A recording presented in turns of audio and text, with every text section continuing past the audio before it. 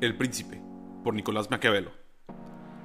Quiero hacer un paréntesis antes de comenzar a resumir el libro, que no comparto el estilo de gobernar que aconseja Maquiavelo, pero es importante saber que lo que él intentaba con este libro es desnudar la naturaleza humana. Siempre hay un lado bueno y un lado malo de una persona, y nosotros tenemos que aprender cómo defendernos y cuáles son las verdaderas intenciones de los que nos rodean una vez que nosotros llegamos al poder. Cito: un hombre que en todas partes quiera hacer profesión de lo bueno, es inevitable que pierda entre tantos que no lo son, por lo cual es necesario que todo príncipe que quiera mantenerse en el poder aprenda a no ser bueno y a practicarlo o no de acuerdo con la necesidad. En palabras más sencillas, Maquiavelo nos dice que debemos aprender a ser malos, puesto que aquel que siempre es bueno termina perdiendo entre tanta gente que por naturaleza es mala. El mejor ejemplo de esto es Julio César, uno de los líderes romanos más conocidos de la historia militar y del Imperio Romano. Julio César fue muy generoso con Roma, dándole innumerables victorias y conquistando territorios nunca antes dominados, como los países ahora conocidos como Francia, Bélgica, Holanda y Alemania. Era amado por el pueblo y arriesgó su vida por los intereses y la gloria de Roma. Pero a Julio César se le olvidó una cosa muy importante, que el poder de Roma en aquel entonces recaía en el Senado, y ellos se sentían amenazados por la acumulación de poder que ya tenía Julio César.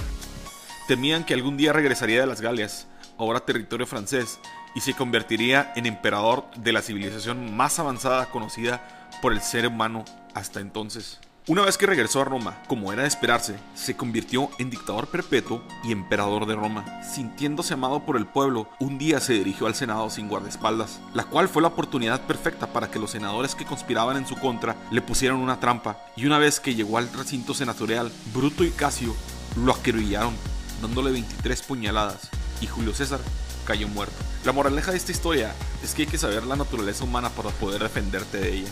Julio César bajó la guardia y caminó sin protección de sus soldados de confianza por creerse amado y respetado por el pueblo, lo cual fue utilizado por sus enemigos y le costó la vida. El segundo punto clave del príncipe es el siguiente, cito: surge de esto una cuestión, si vale más ser amado que temido o temido que amado. Nada mejor que ser ambas cosas a la vez, pero puesto que es difícil reunirlas y que siempre ha de faltar una, declaro que es mejor ser temido que amado.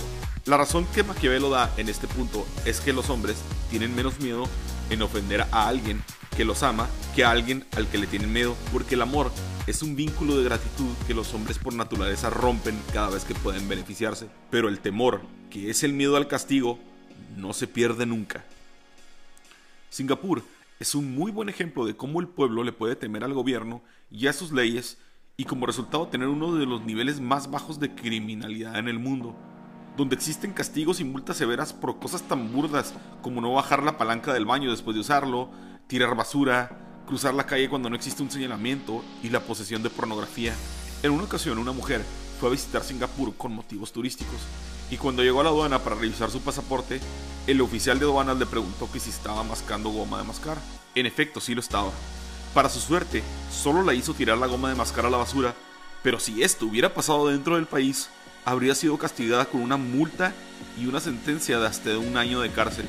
Obviamente no se necesitan tener leyes en donde los ciudadanos vivan con el temor de cometer una simple infracción, puesto que hay países como Suiza, donde muchas de las infracciones ya mencionadas anteriormente no son catalogadas como crímenes y a la vez es el país con menos criminalidad del mundo.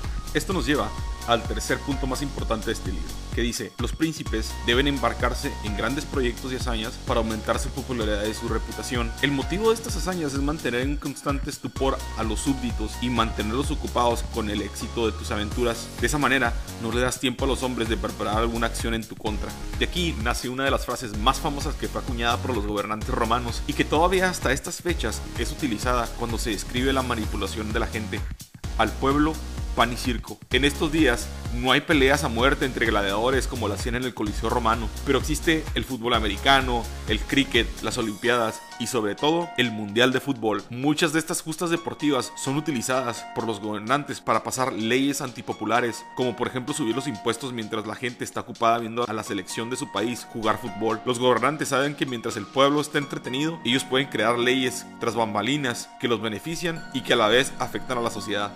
Esto nos lleva al punto final de este resumen animado que dice: el príncipe deberá escoger a buenos consejeros y evitar a los aduladores. Este es uno de los pocos consejos de este libro en los que estoy de acuerdo con Maquiavelo y que todo líder inteligente debe de seguir.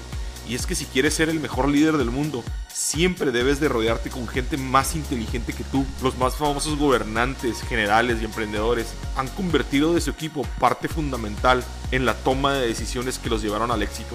Un buen ejemplo para describir este punto es Mark Zuckerberg, creador de Facebook. Lo que ayudó a Facebook en convertirse en el gigante que es ahora fue gracias a Sean Parker, quien, apoyado de toda la experiencia que había adquirido cuando creó Napster, le dio los mejores consejos a Mark para hacer crecer Facebook, y también le ayudó a convencer a muchos inversionistas para que invirtieran millones de dólares. Otro ejemplo es Steve Jobs. Steve Jobs no sabía absolutamente nada de programación, pero su socio fundador, Steve Wozniak, fue el cerebro y la pieza fundamental del desarrollo de la computadora Apple II. En una ocasión, ellos tuvieron una discusión donde Wozniak le reprocha a Steve Jobs: no sabes escribir código, no eres ingeniero, no eres diseñador, no sabes clavar un clavo. ¿Cómo es posible que 10 veces al día lea en todos lados: Steve Jobs es un genio, ¿qué es lo que sabes hacer? Y Steve Jobs le contesta: yo soy el director de la orquesta y tú eres un músico. Y esto fue El Príncipe, por Nicolás Maquiavelo.